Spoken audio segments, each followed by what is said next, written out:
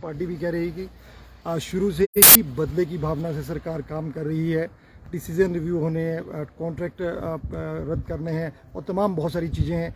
आपको क्या लगता है कि सरकार का जो फैसला ये आपको लगता है कि लोकतांत्रिक नहीं है? देखिए, बहुत पहले ही 5 वर्ष पहले मैंने एक बात कही थी कि देवभूमि हिमाचल प्रदेश में ये बदला बदली की भावना से, राजनीतिक प्रतिशोध की भावना से हमको काम करने की परंपरा को रोकना चाहिए। और सरकार बनने के बाद पहले दिन हमने इस बात की शुरुआत की और हमने जो पिछली सरकार की योजनाएं चल रही थी, कार्यक्रम चल रहे थे, उनको आगे बढ़ाया और किसी कार्यक्रम को न बदला न रद्द किया।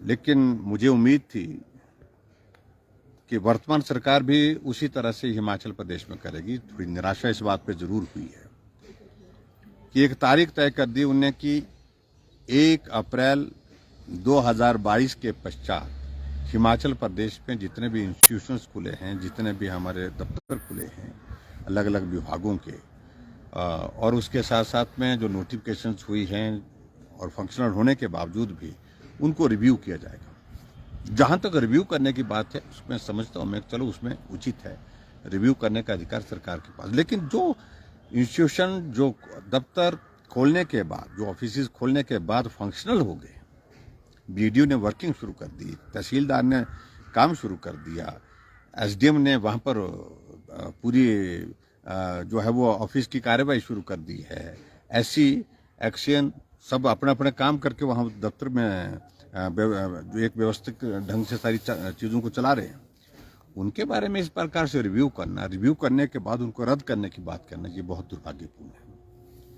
और हमारी बात में इतना जरूर कहना चाहता हूं, अगर हमने पहले दिन इस बात को कहा था कि मैंने कही है बात कि बदले की भावना के साथ काम नहीं करूंगा, और पूरे 5 वर्ष तक जो मैंने कहा था उसको अक्षरशः उसका पालन किया है। एक भी जगह बदले की भावना से काम नहीं किया। वर्तमान सरकार नई सरकार है, नई इनिशिएटिव लेना चाहती है, स्वागत है। नई योजनाओं की शुरुआत करना चाहती है, स्वागत है। लेकिन जो चली हुई योजनाएं, चले हुए हमारे दफ्तर, हमारे ऑफिसेज और सारे इंस्टीट्यूशंस हैं, उनको बंद करने की भावना अगर मन में है तो स्वाभाविक रूप से एक बात बड़ी स्पष्ट हो जाती है कि सरकार बदले की भावना की दिशा में आगे बढ़ रही है। अभी तक संस्थान उनने रद्द किए नहीं है, अगर करेंगे तो निश्चित रूप से हमारे पास एक ही तरीका है, और वो तरीका ये है कि या तो लोगों के बीच में जाकर के बात कहेंगे या फिर न्यायालय है जहां अपनी बात कहनी पड़ेगी। लेकिन मुख्यमंत्री ने आज ये भी कहा है कि बदला बदली कुछ नहीं करेंगे, कोई रिशफल नहीं करेंगे, कर्मचारियों अधिकारियों को तंग नहीं करेंगे, डीसी नहीं बदलेंगे, सबको काम करने का मौका देंगे, परफॉर्मेंस के बेस पे ही आगे कुछ ऐसी नीतियां निर्णय ले जाएंगे। ये अच्छी बात है। ये मुझे लगता है कि देखिए, अधिकारी तो अधिकारी होते हैं, जहां एक जगह हैं तो ज्यादा से ज्यादा उनके बारे में यही निर्णय कर सकते हैं कि एक जगह से दूसरी जगह भेज सकते हैं। आखिरकार काम करने वाले लोग वही होते हैं, और हमने भी पुराने अधिकारियों से काम लिया है, और वर्तमान में जो अधिकारी जहां जहां पोस्टिंग है, ट्रांसफर उनकी की जा सकती है, वो एक नॉर्मल एक प्रोसेस होती है। लेकिन फिर भी उसके बावजूद अगर वहां पर उन्होंने ऐसा कहा है कि हम उनको काम जो दिया गया है उस पर परफॉर्मेंस देखेंगे, मुझे लगता है कि ये अच्छा कदम है उनका, और काम करने का अवसर देना चाहिए अधिकारियों को। अगर अच्छा काम करते तो उनको रिवार्ड भी करें। सर, इस बार एक नई चीज लेकर जो है सरकार सत्ता में आई, ओपीएस को लेकर बड़ा एक जो है कह रहे हैं सरकार को उन्हें समर्थन मिला, लेकिन अभी कैबिनेट ही नहीं बनी है। जो वादा किया था कि 10 दिन के अंदर इसे पूरा कर देंगे, इस वादे को कैबिनेट नहीं बन पाई है, क्या लगता है सर आपको? देखिए, ये कैबिनेट तो अभी तक नहीं बन पाई, लेकिन जो विधायक बने थे उनमें से तो कोई कैबिनेट मंत्री नहीं बन पाया। लेकिन मैंने इस बात को जरूर देखा कि 3 लोग कोई नॉमिनेट किए गए, उनको कैबिनेट का दर्जा दे दिया गया है। शायद उनसे ही वो कैबिनेट का संचालन करने की दिशा में आगे बढ़ रहे हैं, तो फिर भी मुझे उस पर कुछ नहीं कहना है, वो अधिकार उनका है। लेकिन इतना मैं जरूर कहना चाहता हूं कि ये सरकार की शुरुआत कैसे हुई है, बनी कैसे है। जब जनादेश आया, कांग्रेस बहुमत में हुई, तो मुख्यमंत्री के दावेदार कई लोग थे। धक्का मुक्की, नारेबाजी इस दौर में से बनी है, और अभी तक भी चीजें शांत नहीं है। लोग अपनी अपनी इसकी तलाश में हैं, कहां से क्या चीज हो। और हिमाचल प्रदेश में ऐसी परिस्थिति में जब नेतृत्व पर उन सब लोगों की जो है वो सहमति नहीं बन पाई, उस प्रकार से सरकार का गठन हुआ है और चीज़ों को शांत करने के लिए उप मुख्यमंत्री भी बनाए गए हिमाचल जैसे छोटे प्रदेश में, और वो भी पूरे पूरे पूरे प्रोटोकॉल के साथ, पूरे चीफ मिनिस्टर के प्रोटोकॉल के साथ। तो ऐसे में मैं इतना जरूर कहना चाहूँगा कि हिमाचल प्रदेश में सरकार तो बनी है, लेकिन सरकार अभी तक सही मायने में जो है वो नॉर्मल जो फंक्शनिंग है उसमें वक्त लगेगा उसमें करने के लिए, वो करने की स्थिति में हो नहीं पा रही है, क्योंकि कैबिनेट का अभी तक गठन ही नहीं हो पाया है। और असली बात मालूम पड़ेगी, कैबिनेट बनती है, उसके बाद कौन मंत्री बनते हैं, कहाँ किस जिले को कितना प्रतिनिधित्व मिलता है। तो ये सारी चीज़ों को लेकर के आने वाले समय में हम थोड़ा इंतजार कर रहे हैं। सर एक तरफ जिस तरह से जो विधायक सदन और हिमाचल भवन में जाते हैं उनके पैसे बढ़ाए हैं, 1200 किया है, और दूसरी तरफ कैबिनेट जो रैंक लोग रखे उनको कैबिनेट रैंक दिया है। तो आपको लगता है कि खर्च कम कर रही है सरकार या बढ़ा रही है?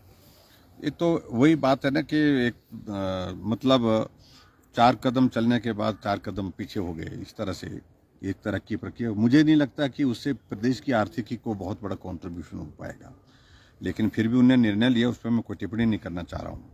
और परिस्थिति ऐसी आएगी, मेरे बारे में तो हमेशा सब लोग हेलीकॉप्टर का जिक्र करते रहे कि हेलीकॉप्टर में जाते हैं। अब हमारे लिए ये भी देखने को मिल रहा है कि अब उप मुख्यमंत्री को छोड़ करके आते हैं, फिर मुख्यमंत्री को लेने के लिए आते हैं, फिर मुख्यमंत्री को छोड़ के आते हैं, फिर उप मुख्यमंत्री को लेने के लिए जाते हैं। या तो मुझे लगता है कि शायद हेलीकॉप्टर 2 लेने पड़ेंगे हिमाचल प्रदेश में, ऐसी परिस्थिति बन जाएगी।